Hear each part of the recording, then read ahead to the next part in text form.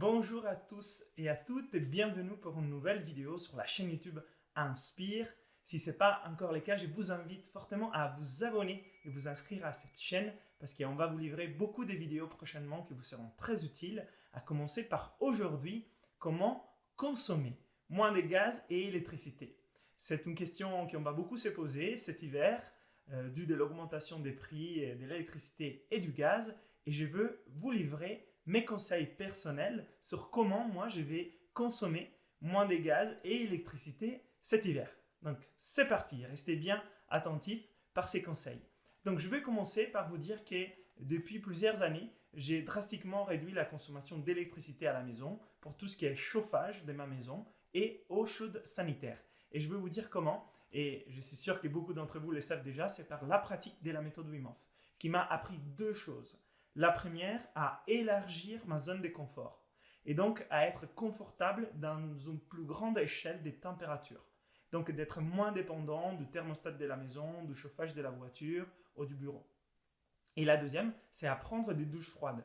Non seulement cela me fait du bien, et je l'ai fait parce que ça me donne la pêche, donc là je viens de prendre une belle douche froide, j'ai l'énergie, je suis concentré, mais aussi parce que cela me permet effectivement de consommer moins d'eau et moins de gaz et d'électricité pour chauffer cette eau parce que ma douche froide est courte et froide. Donc je consomme moins d'eau et moins d'électricité. Donc bien sûr c'est un gain à la fin du mois économique, mais c'est aussi un gain au niveau de l'environnement parce qu'on consomme moins. Donc comment faire concrètement? Quelles sont les clés pour réduire votre consommation de gaz ou d'électricité dans votre maison dans toute l'année et surtout l'hiver grâce à la pratique de la méthode Wim Hof? C'est numéro 1, baisser la température du thermostat à la maison.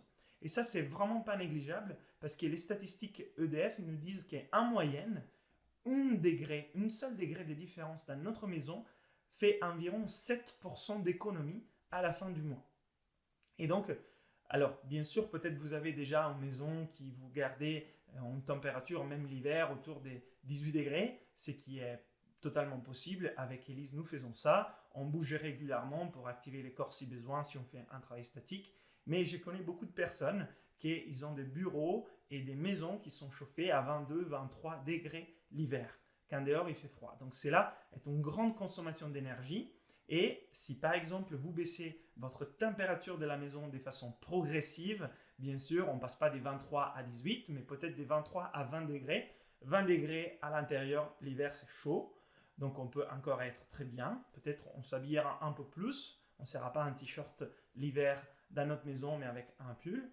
Mais si on fait cet changement de température des 23 degrés à 20 degrés, ça fait 3 degrés. Donc ça fait 21% d'économie à la fin du mois. Donc par exemple, pour chaque 100 € que vous payez d'électricité à la fin du mois, vous allez en économiser 21, ce qui est énorme. Donc si par exemple vous allez dépenser, parce que vous avez un foyer familial, disons 300 € par mois juste pour chauffer la maison, bah vous allez économiser 63 € juste parce que vous avez baissé votre température à la maison des 23 degrés à 20 degrés.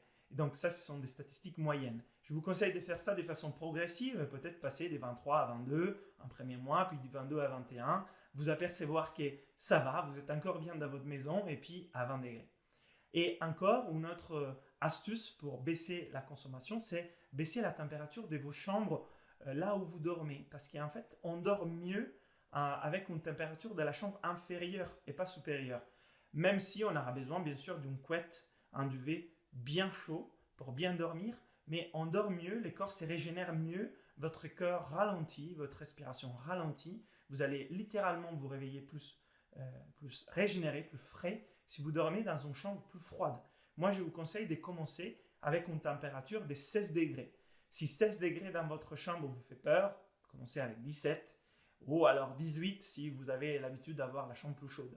Nous, avec Elise, l'hiver, on dort dans une chambre qui est à 12, des fois même moins, des fois un peu plus en fonction de la température extérieure et on dort très bien, certes avec une bonne duvet, une bonne couette bien chaude. Une autre astuce que je veux vous donner, c'est de baisser la consommation d'eau chaude sanitaire en utilisant l'eau froide. Déjà quand on se lave les mains, les visages, cela est vraiment très simple quand on prend l'habitude et on commence à s'habituer à l'eau froide, mais aussi par votre douche froide. Alors cela, ça s'apprend.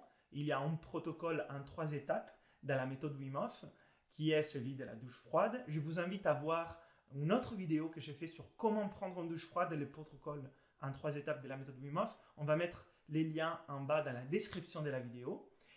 Mais en tout cas, on peut faire une douche froide qui dure 1 minute, 30 secondes au début, puis 2 minutes à la fin. On consomme beaucoup moins d'eau et on consomme moins d'eau chaude sanitaire. Et cela non seulement nous fait du bien, mais ça fait des économies. Ça suffit de penser qu'on va réduire de la moitié les prix d'une douche. Alors si nous prenons par exemple une douche qui coûte environ 1 euro, donc c'est une douche un peu longue, chaude, et vous la faites courte et froide, vous allez réduire de la moitié votre consommation, donc disons 50 centimes. Si vous faisiez 40 douches par mois, entre les sports, une douche par jour, cela fait déjà 20 euros d'économie. Si vous êtes 3 dans la famille, ça fait 60 euros par mois.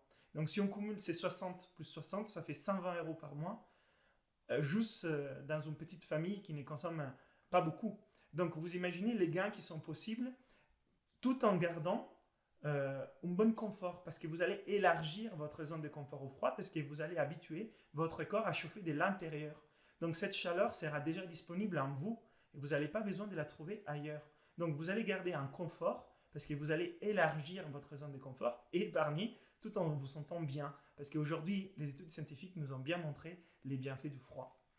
En plus, vous allez accélérer votre métabolisme parce que vous allez passer plus de temps en environnement un peu plus frais, donc consommer plus de calories. Ça peut être aussi intéressant pour ceux qui ont envie de perdre un peu de gras autour du ventre parce que cela va accélérer votre métabolisme et votre santé mitochondriale.